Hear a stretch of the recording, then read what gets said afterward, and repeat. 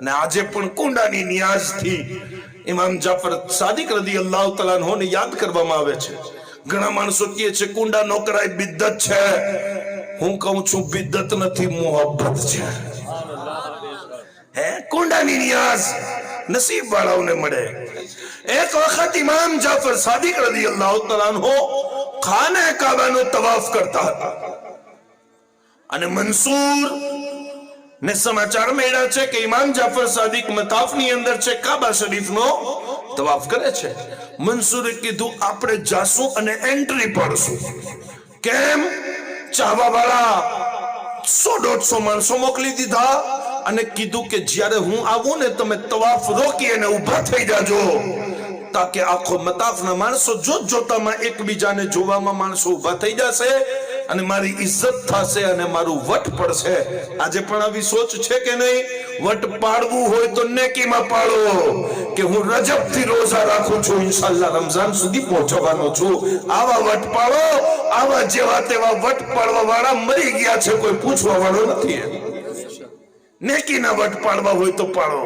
હે સાહેબ, ઇમામ જાફર સાદિક રદિયલ્લાહુ તઆલા અન્હુ તવાફ કરતા હતા અને મંસૂરના માણસો આવી અને ભળી ગયા અને જ્યારે મંસૂર આવ્યું બધાય ઊભા રહી ગયા। મંસૂરના આબા ઉપર ખાને કાબામાં નારા લગાવવા લાગ્યા, પણ મૌલા જાફર સાદિક પોતાની શાન સાથે તવાફ ચાલુ રાખ્યા છે, ઊભા ના રહ્યા। મંસૂરને બહુ ખોટું લાગ્યું અને એણે કીધું આ તો ના ચાલે, આવી રીતના તો નહીં ચાલે। તવાફ કરતા કરતા ઇમામ જાફર સાદિકને બીજો ધોકો દેવા માટે કહે છે, હઝરત હું તમારાથી ઇમ્પ્રેસ થયો, હું તમારાથી પ્રભાવિત થયો, મને બહુ સારું લાગ્યું, તમે ઊભા ના રહ્યા ને, બહુ સારું લાગ્યું। આ બધાએ ઊભા રહી ગયા, જોવો કેટલા જાહિલા નારી છે, તમે ઊભા ના રહ્યા, હું તમારાથી ખુશ થયો। હઝરત કંઈક માંગો, હું તમને ઇનામ દેવા માંગુ છું।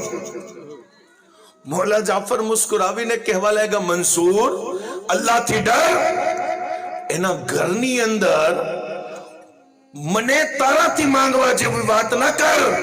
અગર માંગવું હોય તો હું અલ્લાહથી ના માંગુ, તારાથી શું માંગુ? એના ઘરમાં એનો તવાફ, એના ઘરના તવાફ કરતા કરતા હું તારાથી માંગુ? હું તો અલ્લાહથી માંગીશ।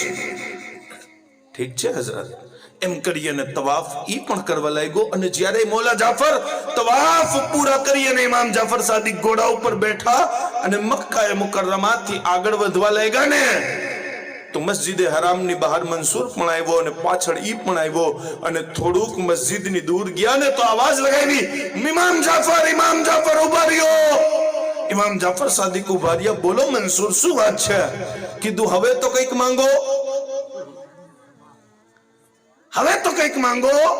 ત્યાં તો અલ્લાહનું ઘર હતું, તમે મને ખીજાવી દીધું, ઠીક છે તમે ના માંગ્યું, હવે તો અલ્લાહના ઘરથી બહાર આવી ગયા, હવે તો માંગો। ઇમામ જાફર મુસ્કુરાવીને કહેવા લાગ્યા, મંસૂર તું મને ઈ કે હું તારાથી શું માંગુ?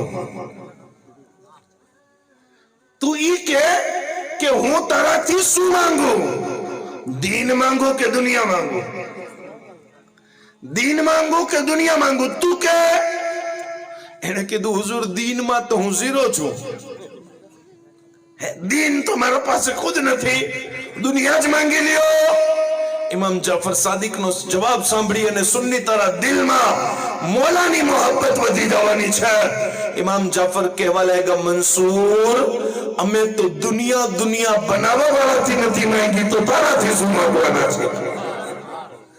અમે દુનિયા બનાવવા વાળાથી ના માંગી, અલ્લાહથી તો તારાથી માંગીએ।